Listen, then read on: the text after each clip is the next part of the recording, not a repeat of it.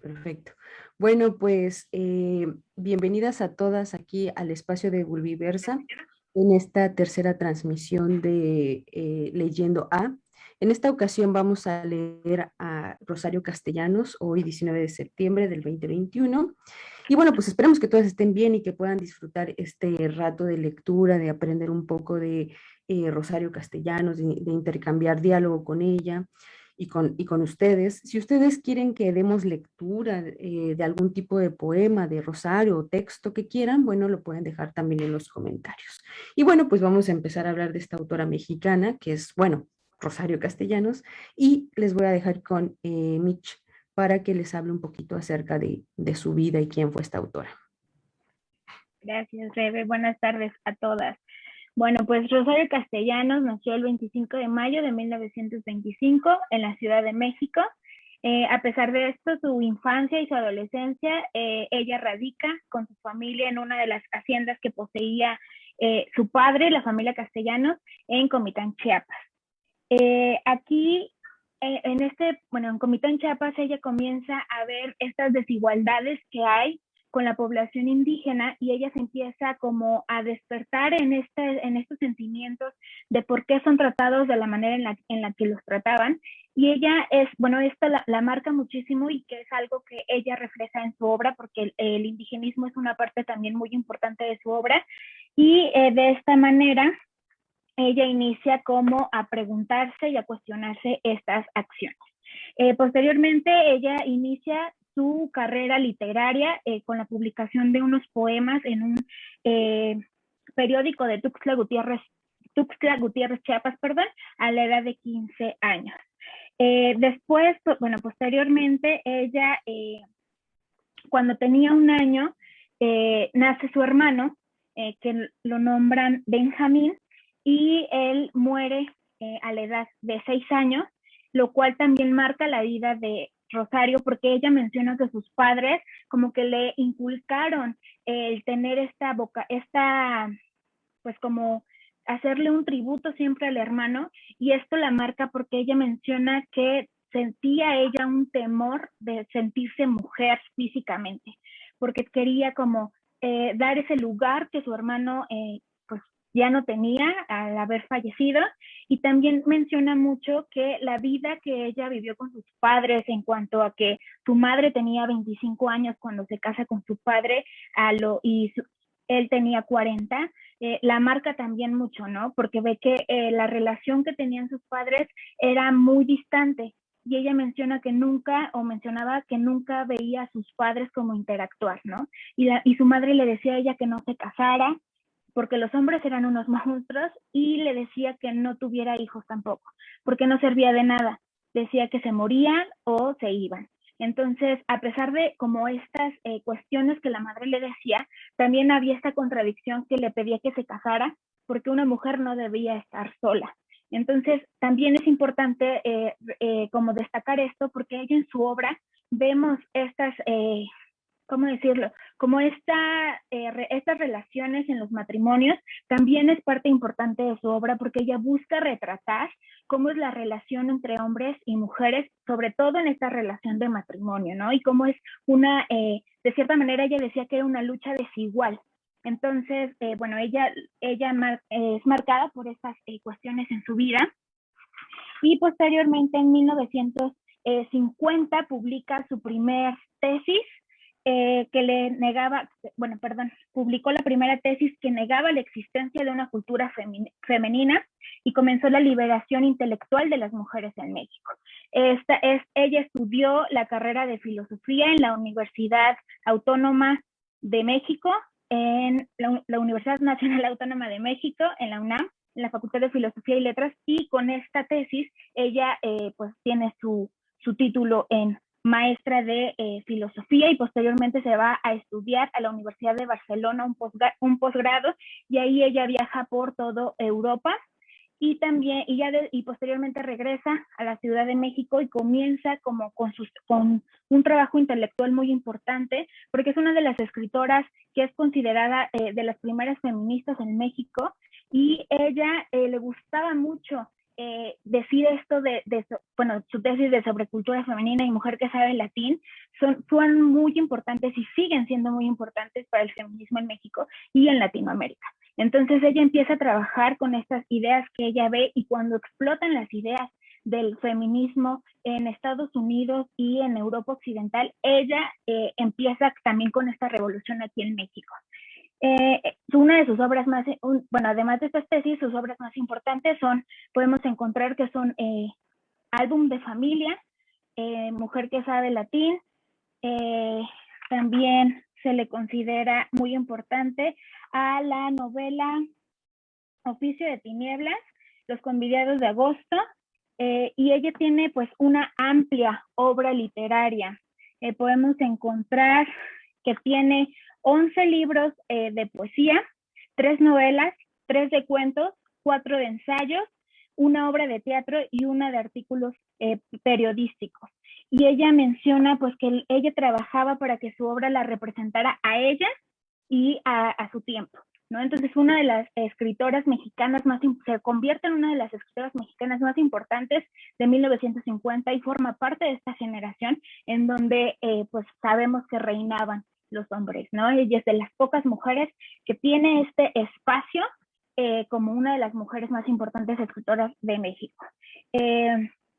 Y bueno, lamentablemente ella, cuando es nombrada embajadora de México en Israel, bueno, ella se va para allá, hace también mucho trabajo intelectual, pero lamentablemente por una descarga eléctrica fallece en Tel Aviv el 7 de agosto de 1974, y pues la traen a México, bueno, traen sus restos a México y ahorita descansa en una parte importante de los cementerios más importantes de México, y pues deja una gran trayectoria, una gran obra que hasta estos tiempos se sigue estudiando, se sigue utilizando para varios, tanto sociales como literarios.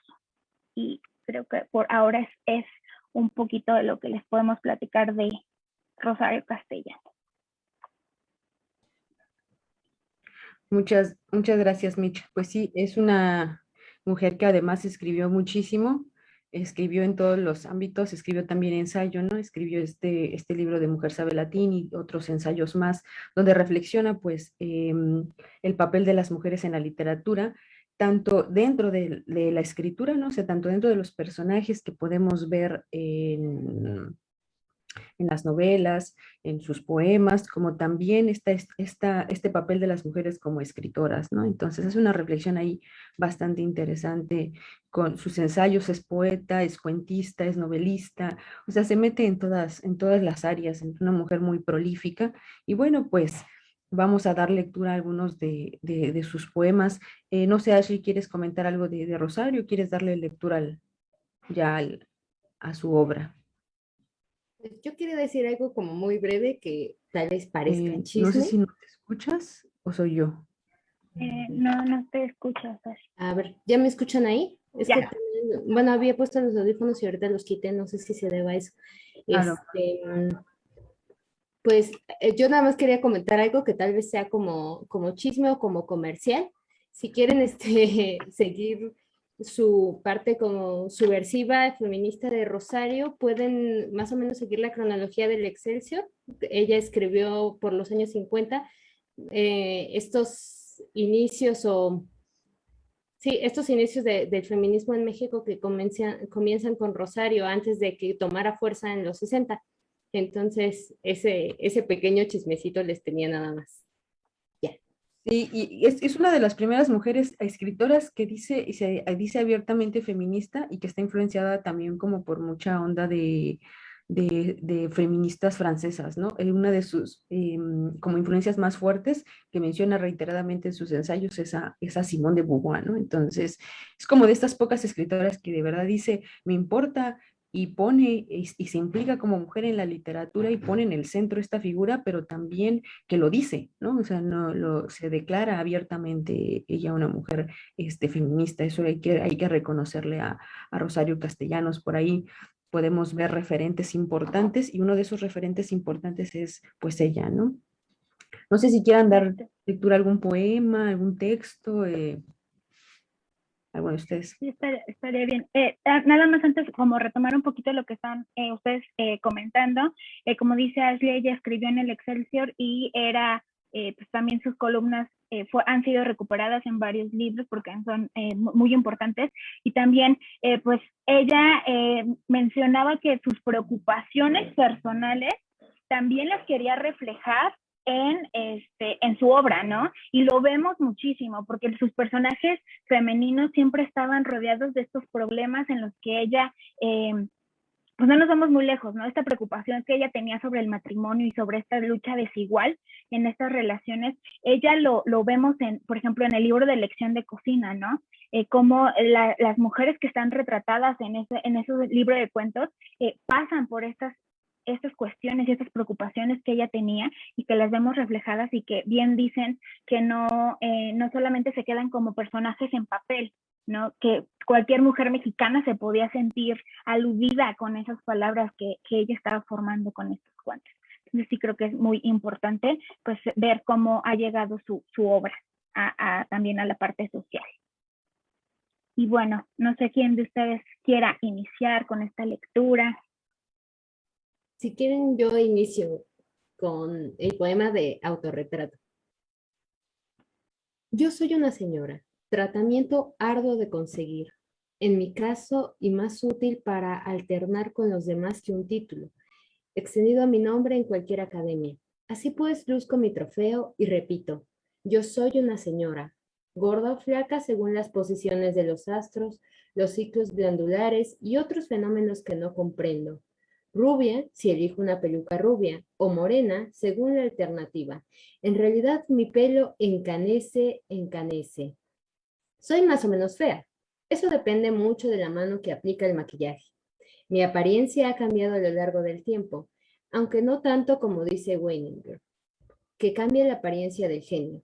Soy mediocre, lo cual por una parte me exime de enemigos, y por la otra me da la devoción de algún admirador y la amistad de esos hombres que hablan por teléfono y envían largas cartas de felicitación, que beben lentamente whisky sobre las rocas y charlan de política y literatura. Amigas, a veces, raras veces, y en muy pequeñas dosis. En general, rehuyo los espejos. Me dirán lo de siempre, que me he visto muy mal y que hago el ridículo cuando pretendo coquetear con alguien.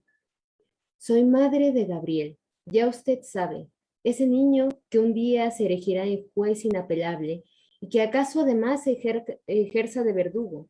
Mientras tanto, lo amo. Escribo este poema y otros y otros. Hablo desde una cátedra. Colaboro en revistas de mi especialidad y un día a la semana publico en un periódico. Vivo enfrente del bosque, pero casi nunca vuelvo los ojos para mirarlo y nunca atravieso la calle que me separa de él. Y paseo y respiro y acaricio la corteza rugosa de los árboles. Sé que es obligatorio escuchar música, pero lo eludo con frecuencia. Sé que es bueno ver pintura, pero no voy jamás a las exposiciones, ni al estreno teatral, ni al cineclub. Prefiero estar aquí, como ahora, leyendo. Y si apago la luz, pensando un rato en musarañas y otros menesteres. Sufro más bien por hábito, por herencia, por no diferenciarme más de mis congéneres, que por causas concretas. Sería feliz si yo supiera cómo, es decir, si me hubieran enseñado los gestos, los parlamentos, las decoraciones. En cambio, me enseñaron a llorar. Pero el llanto es en mí un mecanismo descompuesto, y no lloro en la cámara mortuoria, ni en la ocasión sublime, ni frente a la catástrofe.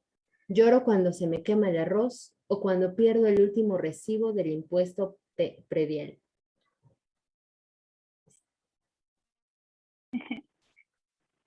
Gracias, Sasha. A mí me encanta también ese poema. Es justamente lo que estábamos hablando, ¿no? De estas cuestiones de lo que debía ser una mujer. Y creo que estos últimos versos de que no llora más que cuando se le quema el arroz o cuando pierde el recibo es, bueno, maravilloso. No sé si quieras leer tú un poema, Rebe. Sí, claro. A mí me gusta este poema porque creo que también toca como ciertos puntos. Me parece que lo que hace el que leyó Ashley, me parece que Rosario tiene como cierto sentido del humor, ¿no? Como termina diciendo que es eso lo que realmente le preocupa, ¿no? Y creo que juega todo el tiempo con la ironía, con lo mordaz, con el humor. Y había gente que decía que ella era una persona que era bastante, que tenía un humor muy gracioso y que hacía reír mucho a la gente. Entonces tenemos una escritora que sabía reírse de las cosas. Entonces eso es interesante también aprender de Rosario, que habla también desde ahí, ¿no? Desde la risa. Sí, Ashley. No, solo quería comentar algo igual muy breve y igual chisme.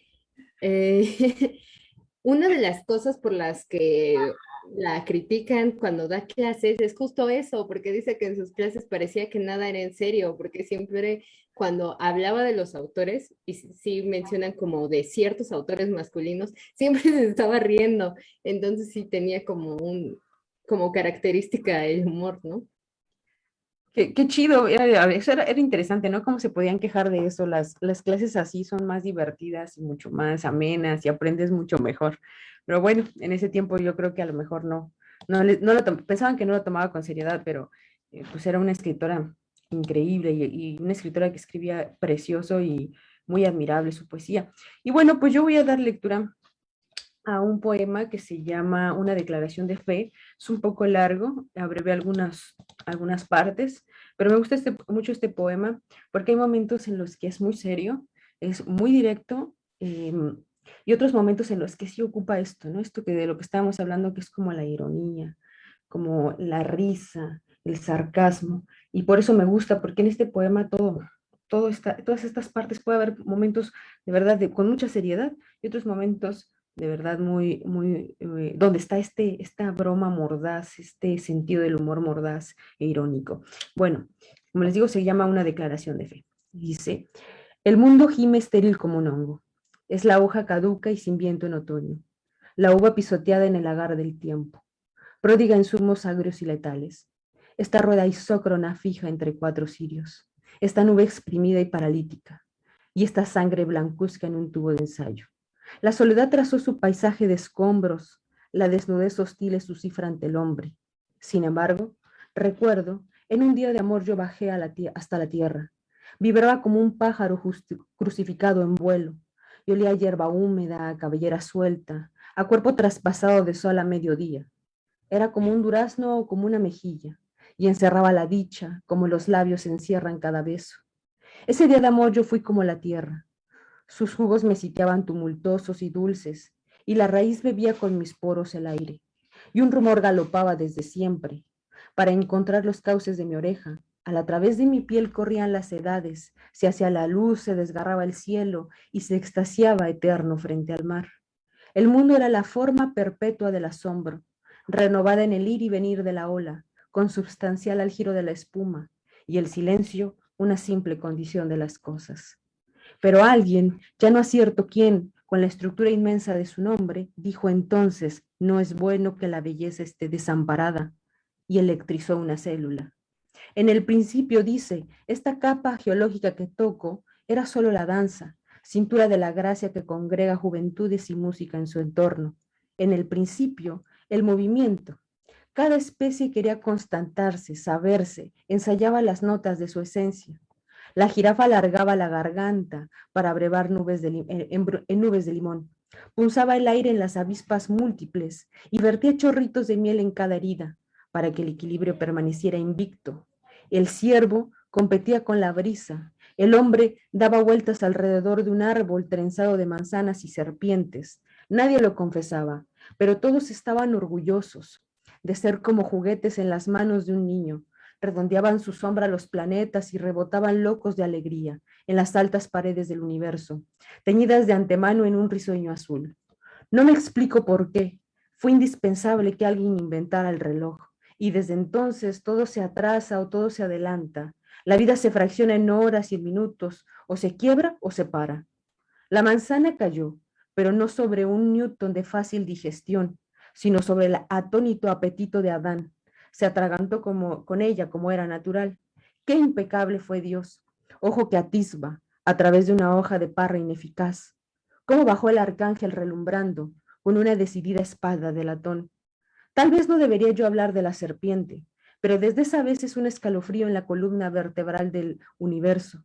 Tal vez yo no debería descubrirlo, pero fue el primer círculo vicioso mordiéndose la cola.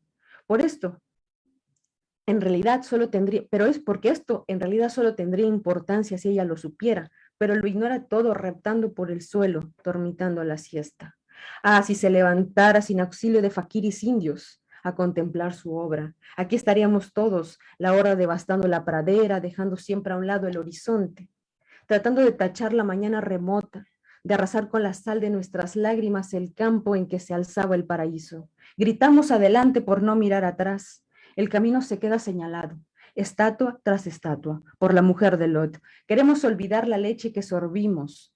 Dios nos amamanta en figura de loba, como a Rómulo y a Remo abandonados. Abandonados siempre. ¿De quién? ¿De qué? ¿De dónde? No importa, nada más abandonados. Cantamos porque sí, porque tenemos miedo, un miedo atroz, bestial, insobornable, y nos emborrachamos de palabras o de risa o de angustia. Qué cuidadosamente nos mentimos, qué cotidianamente planchamos nuestras máscaras para hormiguear un rato bajo el sol. No, yo no quiero hablar de nuestras noches cuando nos retorcemos como papel al fuego. Los espejos inundan y rebasan de espanto, mirando estupefactos nuestros rostros. Entonces queda limpio el esqueleto. Nuestro cráneo reluce igual que una moneda y nuestros ojos se hunden interminablemente. Una caricia galvaniza los cadáveres, sube y baja los dedos de un sonido metálico, contando y recontando las costillas. Encuentra siempre con que falta una y vuelve a comenzar y a comenzar. Engaño en este ciego desnudarse. Terror del ataúd escondido en el lecho del sudario extendido y la marmórea lápida cayendo sobre el pecho. No poder escapar del sueño que hace muecas, obscenas columpiándose en las lámparas. Así es como nacen nuestros hijos. Parimos con dolor y con vergüenza. Cortamos el cordón umbilical a prisa, como quien se desprende de un fardo o de un castigo, y nos regocijamos de estar en el secreto, de guiarnos los ojos a la espalda de la muerte. La serpiente debía tener manos para frotarlas una con otra, como un burgués rechoncho y satisfecho, tal vez para lavárselas lo mismo que Pilatos, o para aplaudir, o simplemente para tener un bastón, un puro y un sombrero de paja como un dandy. La serpiente debía tener manos para decirle, estamos en tus manos. Porque si un día cansados de este morir a plazos queremos suicidarnos abriéndonos las venas como cualquier romano, nos sorprende saber que no tenemos sangre ni tinta enrojecida, que nos circula un aire tan gratis como el agua. Nos sorprende palpar un corazón en huelga y unos sesos sin tapa saltarina y un estómago inmune a los venenos. El suicidio también pasó de moda y no conviene dar un paso en falso, cuando mejor podemos deslizarnos. Qué gracia de patines sobre el hielo, qué tobogán más fino, qué pista lubricada, qué maquinaria exacta y aceitada.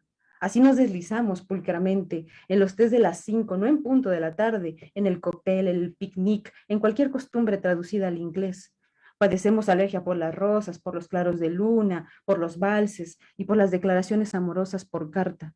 A nadie se le ocurre morir tuberculoso, ni escalar los balcones, ni suspirar en vano. Ya no somos románticos. Es la generación moderna y problemática que toma Coca-Cola y que habla por teléfono y que escribe poemas en el dorso de un cheque.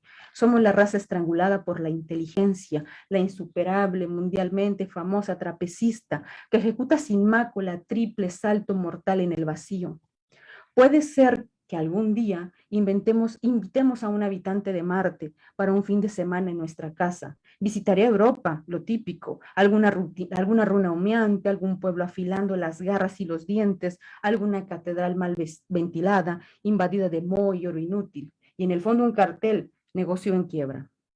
Fotografiaría como experto turista los vientres abultados de los niños enfermos, las mujeres violadas en la guerra, los viejos arrastrando en una carretilla un ropero sin lunas y una cuna maltrecha, al Papa bendiciendo un cañón y un soldado, y a las familias reales, sordomudas e idiotas, al hombre que trabaja rebosante de odio, al que vende el horno de sus abuelos o la heredera del $1.000.000.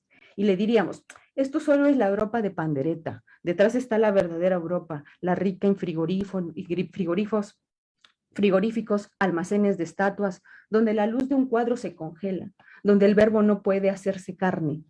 Ahí la vida yace entre algodones y mira tristemente tras el cristal opaco que la protege de corrientes de aire. En estas vastas galerías de muertos, de fantasmas reumáticos y de polvo, nos hinchamos de orgullo y de soberbia.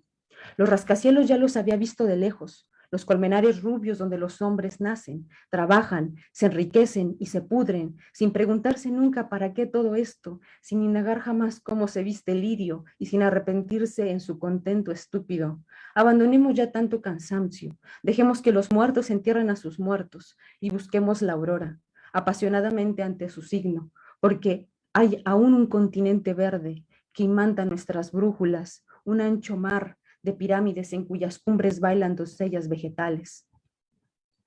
Aquí parece que empezará el tiempo, en un solo remolino de animales y de nubes, de gigantes hojas y relámpagos, de bilingües entrañas y desangradas. Corren ríos de sangre sobre la tierra ávida, corren vivificando las más altas orquídeas, las más esclarecidas amapolas, se evaporan rugientes en los templos ante la impenetrable pupila de obsidiana, brotan como una fuente repentina al chasquido de un látigo, crecen en el brazo enorme y doloroso del cántaro de barro o en el licor latino. Río de sangre eterno y derramado, que deposita limos fecundos en la tierra. Su caudal se nos pierde a veces en el mapa, y luego lo encontramos, ocre azul, rigiendo nuestro pulso, río de sangre, cinturón de fuego en las tierras que tiñe, en la selva multípora, en el litoral bravo de mestiza, mellado de ciclones y tormentas, en este continente que agoniza, bien podemos plantar aún una esperanza. Ese es un poema un poco largo, pero se llama Declaración de Fe, está más largo. Entonces, pues si quieren leerlo, anda libre en la red. Muchas gracias, Bebe. Y aprovecho bueno, a mí también me gusta mucho y aprovecho para hablar un poquito de su poesía, que es uno de los primeros géneros en los que ella incursiona. Como mencioné anteriormente, publica sus primeros poemas a los 15 años en un periódico.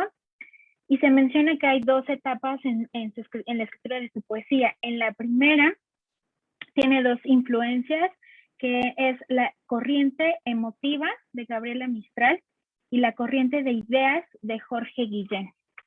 Y posteriormente, cuando ella se enferma de tuberculosis, pasa en cama un año completo y ella busca pues, utilizar ese tiempo para seguir escribiendo. Y se establece la segunda etapa poética y cambia su estilo con metáforas más intelectuales, pero la temática continúa siendo el sufrimiento, el amor como conflicto y la muerte. Y creo que esto pues lo vemos muy claramente porque justamente como lo hemos visto, son estos temas que siguen siendo parte de su obra y parte importante, ¿no? Porque es algo que ella ha vivido tanto en su familia como cuando ella forma su propia familia, que tiene a su hijo Gabriel, pero sufre la pérdida de dos bebés, ¿no? Entonces, pues pasa como esto y lo vemos muy marcado en su poesía y creo que esta segunda etapa es en la que más estamos como, bueno, leyendo un poquito más y que vemos que sí se ven esas marcas, ¿vale? Y bueno, yo les voy a leer La casa vacía y bueno, comienzo. La casa vacía. Yo recuerdo una casa que he dejado, ahora está vacía. Las cortinas se mecen con el viento, golpean las maderas cercamente contra los muros viejos. En el jardín, donde la hierba empieza a derramar su imperio, en las salas de muebles enfundados, en espejos desiertos, camina, se desliza la soledad calzada de silencios y blando terciopelo. Aquí, donde su pie marca la huella, en este corredor profundo y apagado, crecía una muchacha. Levantaba su cuerpo de ciprés esbelto y triste. A su espalda crecían sus dos trenzas, igual que dos gemelos ángeles de la guarda. Sus manos nunca hicieron otra cosa más que cerrar ventanas. Adolescencia gris con vocación de sombra, con destino de muerte. Las escaleras duermen, se derrumba la casa que no supo detenerte. Y este es el poema de La casa vacía, de Rosario Castellano.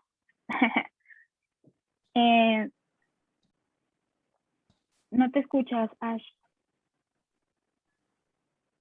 No, dije que es bonito, pero lo dije en silencio.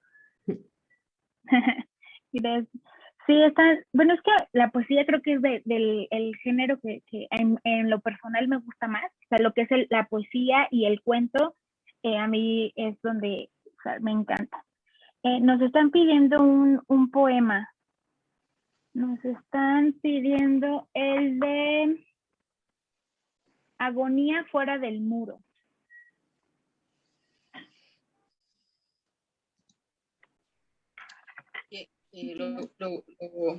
¿Le dan lectura a una de ustedes? Sí, si quieren, yo lo leo. Ok. Adelante.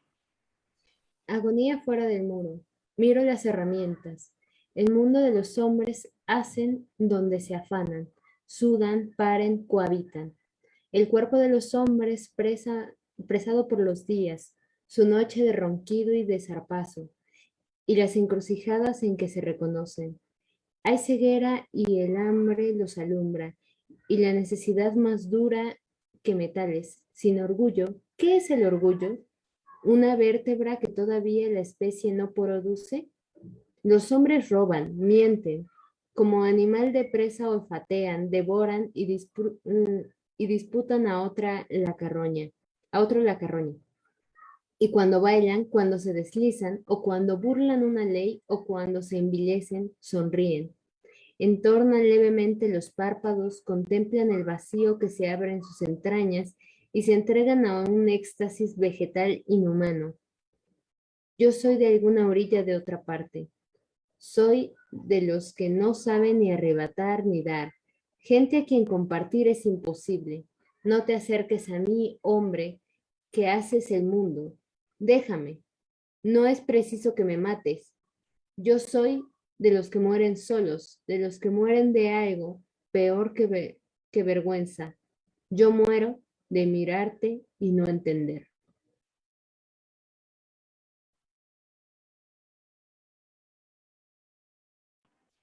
Oda a Rosario Castellano. Bueno, les recordamos que nos pueden seguir pidiendo ya sea un texto o un poema, algo que quieran escuchar de Rosario, con mucho gusto les estaremos dando lectura. Ahorita, perdón. No, adelante. Ahorita que estabas comentando cuáles sean tus géneros favoritos en general, pero, o no sé si de Rosario, pero yo de los géneros favoritos que tengo de Rosario, sí es definitivamente la poesía, es como he leído casi toda la poesía de Rosario, que me gusta mucho. Y también me gustan mucho los ensayos, que es algo, pues, es una parte de su obra que casi no se lee, pero que es bastante interesante, porque es una mujer que de verdad se interesa y de verdad pone en el centro, como ya lo habíamos comentado, esta figura de la mujer. Hay un texto que se llama Mujer que sabe latín, que se llama Mujer sabe latín porque Rosario hay varios títulos en toda su obra que va utilizando como referentes, como Poesía no eres tú, que es el verso de Becker, Poesía eres tú, ¿no? Todo el tiempo está contestándoles a las personas, ¿no? Y sobre todo a los hombres les está contestando, les está diciendo, no, así no es, ¿no? Entonces, o esta es la versión de las mujeres, ¿no? Y hay este ensayo, compilado de ensayos que se llama así porque había un dicho que decía, mujer que sabe latín no tiene marido ni buen fin. Ese era el dicho, era un dicho súper misógino. Y entonces Rosario escribe este texto, Mujer que sabe latín, y entonces desarrolla toda la figura de la mujer en la literatura. Hay uno que se llama La mujer frente al espejo, que es creo que el primer ensayo de ese compilado de ensayos, que habla precisamente de estos arquetipos y de estas cajas en las que se mete la figura de las mujeres, ¿no? Ella dice como, pues de repente estamos metidas en el harén, ¿no? Con las esclavas, de repente somos las brujas, ¿no? Las malvadas, y a veces estamos nada más clasificadas como las mujeres bonitas de la literatura, ¿no? Como solamente piezas de adorno figurando en la literatura. Y me gusta el análisis que hace porque es un análisis de la belleza en ese texto, de cómo se está representando en la literatura, pero también lo ve desde afuera, lo ve desde algo material, desde algo que sí sucede y que sí atraviesa esa experiencia a las mujeres. Entonces empieza a hablar de la belleza y me gusta, ahora que lo volví a releer, me doy cuenta que es una mujer que tenía los ojos abiertos realmente y hacía una crítica a los estereotipos de belleza en ese momento. Por ejemplo, ella se centra mucho en los tacones, ¿no? Y dice, los tacones son un método de tortura, ¿no? Utiliza la ironía también ahí, porque también es súper irónica y mordaz, pero empieza a decir, oye, los tacones son un método de tortura, ¿no? Explica un poco como que esta tradición de los pies chiquitos y los tacones y demás, y empieza a hablar también del proceso del vendado de pies en China, que hace referencia a eso, que por supuesto fue un método de tortura horrible para las mujeres, ¿no? Se les tronaban sus piecitos desde chiquitas, pero que eso también lo pone en otros planos que pareciera que son menos agresivos, pero que en realidad Rosario está diciendo no son menos agresivos, ¿no? O sea, el tacón, el zapato, dice ella, el zapato apretado hasta la punta, ¿no? Los zapatos de las mujeres siempre son mucho más angostos hacia el final del zapato, y la altura, ¿no? Que va deformando el cuerpo y que además impide la huida, ¿no? Que es algo que los hombres a partir de encerrarnos nos impiden, o de atrofiarnos el cuerpo, impiden la huida, ¿no? Esos pies amplios en todo el esplendor que tendríamos que tener, ¿no? No está, ¿no? Entonces, eso es como una parte de la obra de Rosario, que se habla mucho de la poesía, se habla mucho del poeta, se habla mucho de la novela, pero de sus ensayos queda un poco como ahí relegada. Y es algo interesante porque pasa con casi todas las obras de las mujeres, que nos dicen, es que las obras de las mujeres tienen una gran obra, ¿no? O sea, se les iluminó, ¿no? Tuvieron un destello de inteligencia, y en ese destello de inteligencia escribieron una obra, una obra solamente. Y entonces las obras de las mujeres quedan escondidas, y quedan ahí como pensando en que nada más escribió su gran obra, la autora, y el demás material que tiene no existió nunca, ¿no? Entonces, sería importante como echarle ahí un ojo a otros textos que no necesariamente son los más conocidos, sino a esos que no son tan conocidos. A veces también los menos conocidos son los más radicales. Conocemos de Virginia, que es la habitación propia, nadie habla de 3 Guineas, ¿verdad? Bueno, pues cuando se lee, pues claro, era mucho más radical, ¿no? Dicen, es que ahí estaba enojada la autora, se le notaba, es que era más radical. Entonces, echemos ojos también a los textos que creemos que no tienen importancia y que están ahí escondidos, fuera del espectador. Bueno, sería eso. No sé si ustedes quieren leer otro, ¿hay otra petición? No hay otra petición, pero justo lo que comentabas de Rosario, hay un apartado de este libro donde estoy leyendo su poesía que justamente se llama Diálogos con los hombres más honrados. Y me gustaría leer solamente un pedacito porque justamente responde a lo que comentabas. Pone, es tan corto el amor y es tan largo el olvido. Ay, Neruda, Neruda, ¿con qué vara me diste lo continuo? ¿Qué espesor de cabello te sirvió de frontera? Porque un río cambia el nombre según el territorio que atraviesa, pero es siempre agua. En la aridez y en el verdor, impulso, hacia adelante, fuga, estruendo, vórtice, remanso, pero siempre agua, agua, y por fin el encuentro con el mar. Entonces también amé eso. Es justamente esta respuesta de ay, Neruda, porque todas lo pensamos, pero ella lo dijo. Sí, y siempre está contestándole a todos, ¿no? Y lo contesta de una forma muy, muy hiriente, ¿no? O sea, se está medio burlando, pero le está diciendo la neta, y eso es como algo muy, muy específico de la obra de Rosario, que a mí me divierte mucho a veces cuando la leo, digo, ay, esta mujer de verdad se estaba riendo de todos, se estaba burlando de todos, y era una persona que tú la veías y no se puede burlar de nadie, pero solo era la apariencia de Rosario. Entonces, hacemos lectura de otro poema que hayan pedido. ¿Bien? Si quieres, ¿sabes? Leer recordatorio. Recordatorio. Ok, sí, bueno, tenía pensado leer Se habla de Gabriel, pero sí, está bien. No, si quieres leer Se habla de Gabriel y recordatorio un poquito más adelante. Después quería explicar otra cosa. Se habla de Gabriel. Como todos los huéspedes, mi hijo me estorbaba, ocupando un lugar que era mi lugar, existiendo a deshora, haciéndome partir en dos cada bocado, fea, enferma, aburrida. Lo sentía crecer a mis expensas, robarle su color a mi sangre, añadir un peso y un volumen clandestinos a mi modo de estar sobre la tierra. Su cuerpo me pidió nacer, cederle el paso, darle un sitio en el mundo. La provisión de tiempo necesaria a su historia. Consentí, y por la herida en que partió, por esa hemorragia de su desprendimiento, se fue también lo último que tuve de soledad. De yo, mirando tras de un vidrio, quedé abierta, ofrecida a las visitaciones, al viento, a la presencia. Se me hace como algo muy fuerte que tener de Rosario con Gabriel, pero ya después se entiende, es una postura para esa época muy radical respecto a la maternidad. O sea, es como, nadie lo decía, quizás sí había muchas mujeres que lo pensaban, como dijo Mitch, pero solamente Rosario lo dijo. Muchas estaban como, la maternidad debe ser lo máximo, ¿no? Pero pues no siempre es así. La maternidad también tiene tantos matices. Sí, Y yo creo que es... Ay, perdón, hacia adelante. no, quería leer una carta que le escribe a Ricardo sobre Gabriel, a su Sí, esposo, adelante. ¿sí? Le escribe cuando está en Nueva York en 1960, ¿no? Mi querido Ricardo, aquí estamos los tres amontonados en un cuarto, después de un viaje en el que atravesamos Wisconsin, Indiana, Pensilvania, Filadelfia, Nueva Jersey y llegamos por fin a este lugar incomprensible.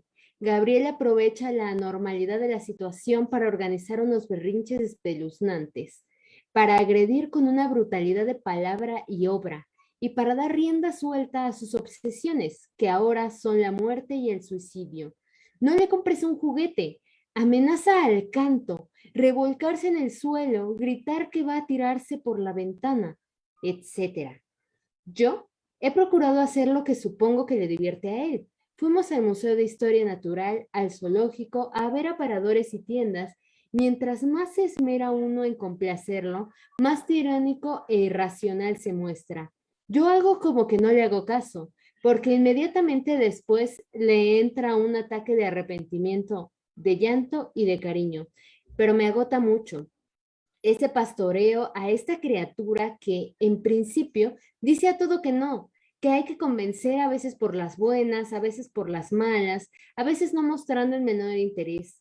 Erlinda es muy jaladora y está muy entristecida y me ayuda mucho, pero también tengo que guiarla casi íntegramente. Luisa ha tenido que dedicar tiempo a su familia y abandonarnos a poco a nuestra suerte.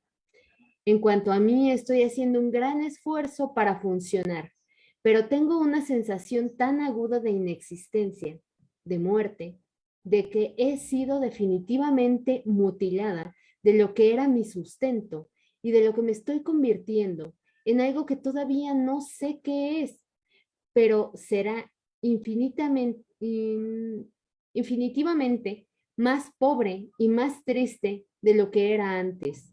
En fin, las medicinas me deprimen muchísimo y prefiero la angustia y la náusea. Es inútil que yo vea nada y vaya a donde vaya, nada me interesa, nada me distrae. No salgo de ese pozo negro donde caí hace mucho tiempo. En la cuarta cara, Gabriel. Papá, te quiero mucho. Y es un hotel muy chico. Papá, ya estamos en Nueva York. Y es una ciudad muy grande. Papá, fui a ver a los animales y esqueletos de dinosaurios y me gustó más el tigre y el león y los changuitos y un gorila también me gustó. Papá, te quiero mucho. Me gustó lo que fui a ver al Museo de Historia Natural y vi cuando todavía no nacían los nenes chiquitos y fuimos al cine a ver a Yanko. Estaba en Agua. Ya sé manejar todas las máquinas automáticas y compro chocolates y dulces y juguetes y refrescos. Me porto muy bien. Extraño mucho a mis hermanos. Quiero una foto de ellos. Besitos, Gabriel y Rosario.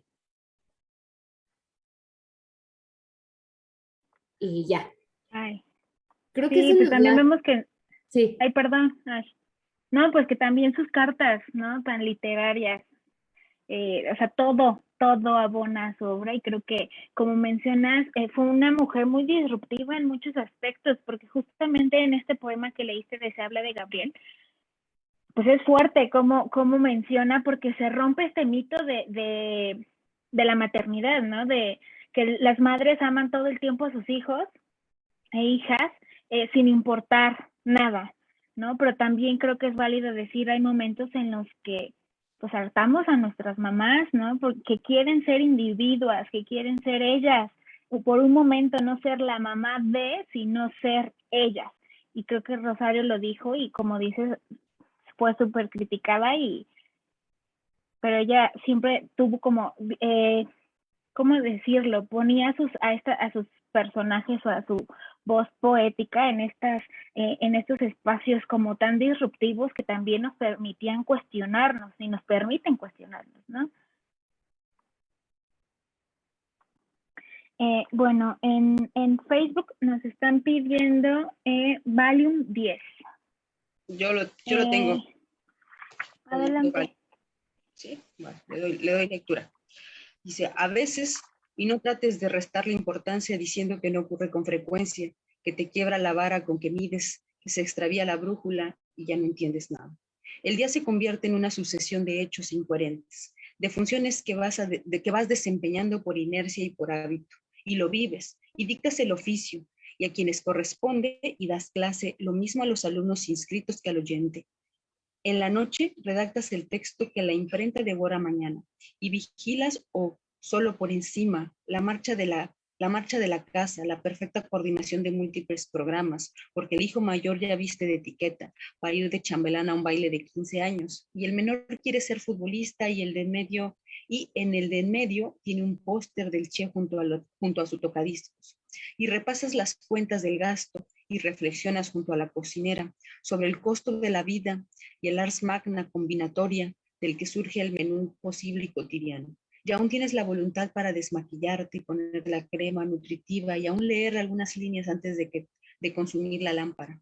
Y en la oscuridad, en el umbral del sueño, echas de menos lo que se ha perdido, el diamante de más precio, la carta, de marear el libro con 100 preguntas básicas y sus correspondientes respuestas para un diálogo elemental, siquiera con la esfinge, y tienes la penosa sensación de que en el crucigrama se deslizó una errata que lo hace irresoluble, y deletreas el nombre del caos y no puedes dormir si no destapas el frasco de pastillas y si no tragas una en la que se condensa clínicamente pura la ordenación del mundo.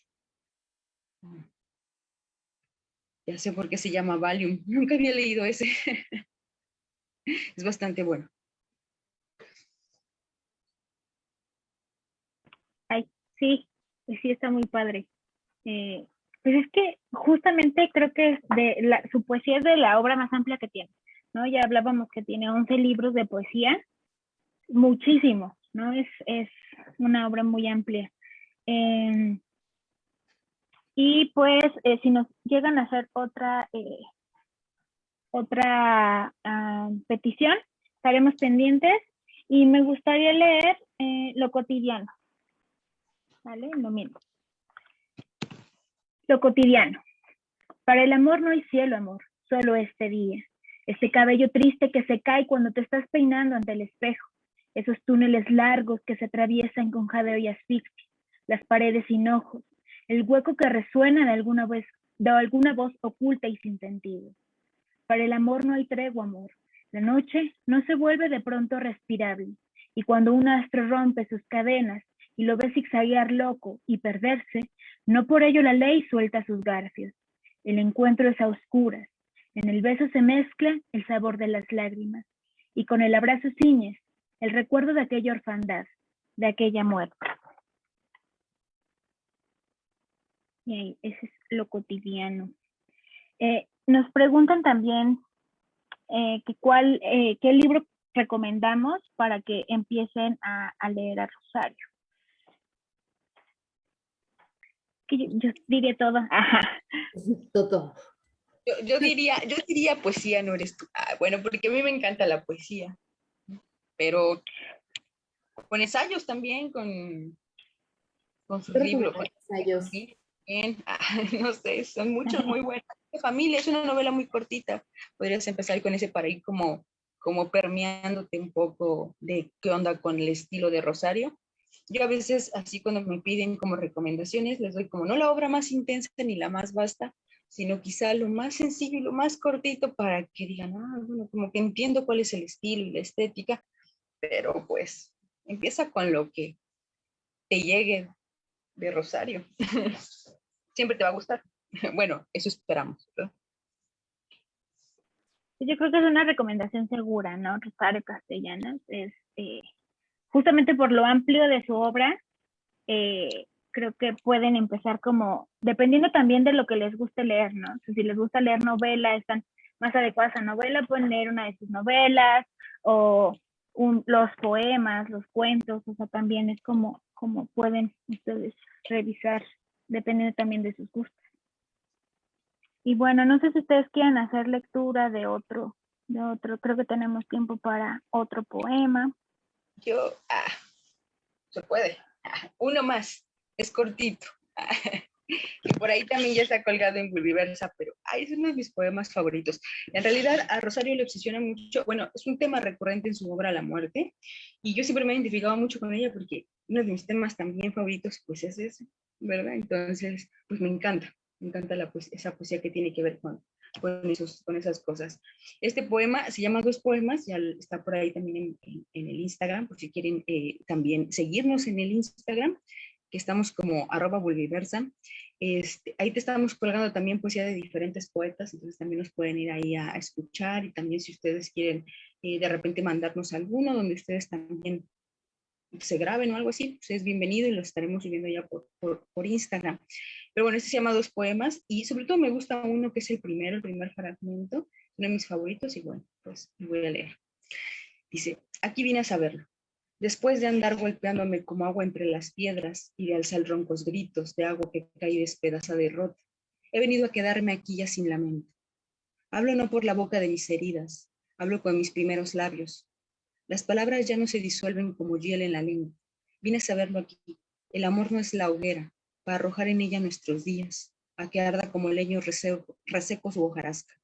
Mientras escribo, escucho cómo crepita en mí la última chispa de un extinguido infierno. Ya no tengo más fuego que el de esta ciega lámpara, que camina tanteando pegada a la pared, y tiembla la amenaza del aire más ligero. Si muriera esta noche, sería como abrir la mano, como cuando los niños la abren ante su madre, para mostrarla limpia, limpia de tan vacía. Nada me llevo. Tuve un solo hueco, que no se colmó nunca. Tuve arena resbalando en mis dedos. Tuve un gesto crispado y tenso. Todo lo he perdido. Todo se queda aquí. La tierra, las pezuñas que la huellan, los güelfos que la triscan, los pájaros llamándose de una enramada a otra, ese cielo quebrado que es el mar, las gaviotas con sus alas en viaje, las cartas que volaban también y que murieron estranguladas con listones viejos. Todo se queda aquí. He venido a saber que no era mío nada, ni el trigo, ni la estrella, ni su voz, ni mi cuerpo, ni su cuerpo, ni mi cuerpo, que mi cuerpo era un árbol y el dueño de los árboles no es su sombra, es el viento.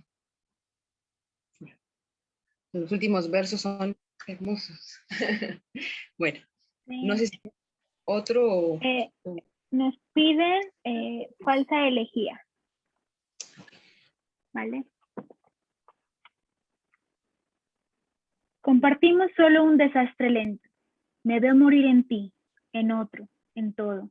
Y todavía bostezo o me distraigo, como ante el espectáculo aburrido. Se despejen los días, las noches se consumen antes de darnos cuenta. Así nos acabamos. Nada es nada, nada está, entre el alzarse y el caer del párpado. Pero si alguno va a nacer, su anuncio, la posibilidad de su inminencia y su peso de sílaba en el aire, trastorna lo existente, puede más que lo real y desaloja el cuerpo de los vivos. No sé si también Ash, tú quieras leer un último poema, todavía nos da chance.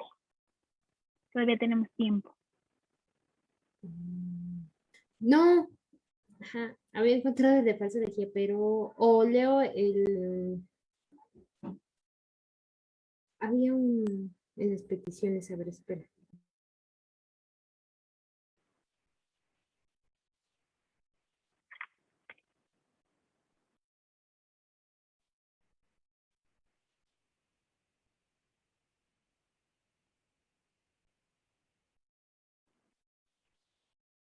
Bueno, y como dice Rebe, pueden iniciar también con Poesía no eres tú, que es un libro que tiene una selección de varios libros de poesía de Rosario. Tiene muchísimos, entonces ahí podrían también iniciar con la lectura.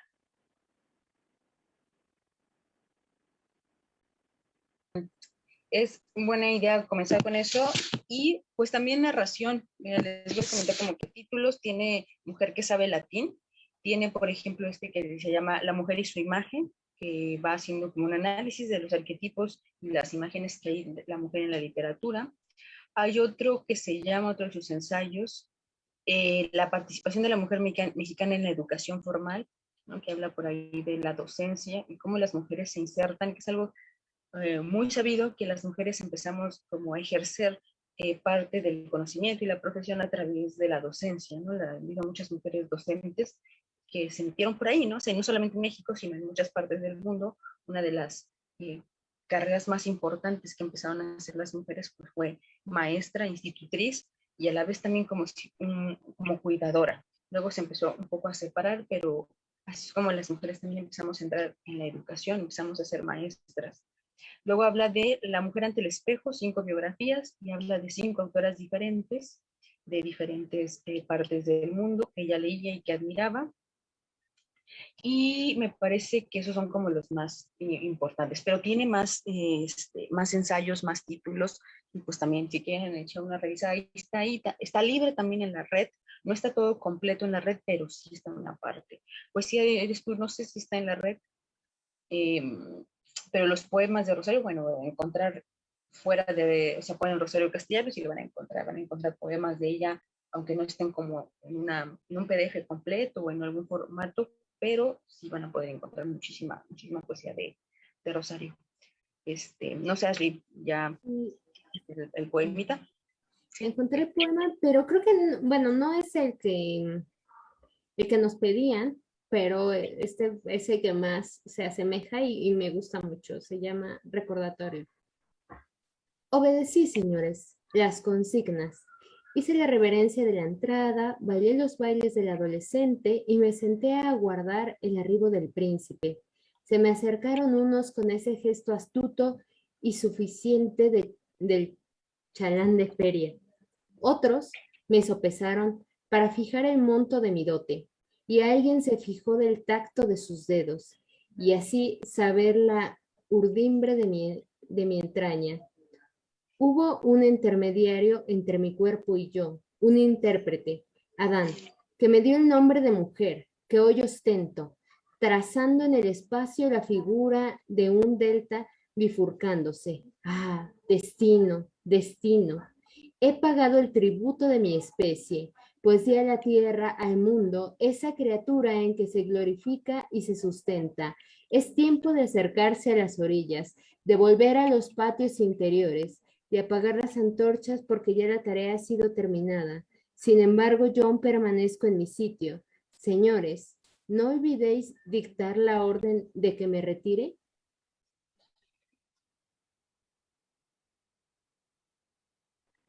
Sí, también está padrísimo. Recordatorio. Y sí, creo que es el que más, también yo tenía más, que se asemejaba más a lo que nos pedían en Facebook. Esperemos que sí sea, que sí sea eso. Y bueno, nos preguntan que si podemos recomendar si es que existe una película de la vida de Rosario. Pues existe la de Los Adioses, pero yo creo que en Los Adioses, no sé si decirlo error, pero bueno, a mi punto de vista creo que se le dio mucha importancia a su relación Guerra y no tanta importancia a su obra literaria y o sea, la importancia que tenía Rosario como persona, como mujer, como escritora. Creo que se centró mucho en su relación amorosa, que si bien sí es y fue importante para ella, no es todo, ¿no? Pero pues creo que solamente hasta el momento existe esa, ¿no? La de los adioses, y hay algunos documentales en YouTube que también pueden revisar, donde hacen pues sí, una biografía de la autora, pero película creo que solo es la de los adioses, la que está, y creo que la pueden ver en Prime, en Amazon Prime, está en la plataforma, está Los Adioses. Y bueno, creo que ahora sí ya llegamos al final, porque bueno, si nos quedamos aquí seríamos felices porque nos encanta Rosario y podemos hablar mucho tiempo de ella, pero seremos un poco prudentes y cerraremos aquí nuestra sesión de Rosario. No sé si Beca y Ash quieran decir algo antes de concluir. Pues yo nada más agradecer a todas las que nos estuvieron viendo el día de hoy. Nos da mucho gusto que nos acompañen, que les guste estar aquí compartiendo con nosotras la obra de estas madres literarias que muchas veces no leemos, ni siquiera dentro de las instituciones o carreras afines a la literatura. Y esta labor de rescate y que ustedes estén aquí, bueno, hace posible que exista este apartado que se llama Leyendo A. Pues muchas gracias y también pues decirles que estamos aquí en Bulbiversa abriendo diferentes actividades, va a haber charlas, va a haber conferencias, va a haber talleres de otras personas externas al proyecto de Bulbiversa que vienen aquí de invitadas, y también tenemos ahorita 2 talleres importantes que estamos, bueno, tenemos 3, son el taller de la escritura del yo, que trata o que, bueno, lo que intentamos es hablar de estos géneros que son el género epistolar, el género biográfico, el género también un poco de la poesía, rescatando un poco estos vehículos que ocupábamos las mujeres para escribir en el pasado y que seguimos ocupando el diario también, por ejemplo. Entonces, bueno, ahí tenemos un taller. Estamos con otro que es el taller de redacción. Ese pues generalmente habla de redacción en general, que es tanto para quienes quieren escribir literatura como cualquier otra cosa. Y tenemos un taller que se llama La libertad de la escritora, que también habla acerca de estas herramientas para poder analizar la literatura escrita por mujeres y también para nosotras a su vez poder escribir desde la manera consciente, desde la implicación con la obra. Entonces ahí tenemos estos talleres. Están abiertos, ahorita están en inscripción, todos tienen inscripciones abiertas, entonces por ahí las esperamos para que puedan pues estar aquí compartiendo más con nosotras, e igual con otros talleres y algunas otras conferencias, y que nos sigan también en las redes sociales. Estamos en Instagram, estamos en Facebook, y estamos en Twitter, también estamos en TikTok, nada más que en TikTok no tenemos mucha actividad ya. Próximamente por ahí tendremos actividad, pero pues si quieren regalarnos un like, sería súper chido. Pues muchas gracias y que tengan una muy bonita noche. No sé, Ash. Gracias a todas por estar aquí con nosotros. Muchas gracias. Muchas gracias.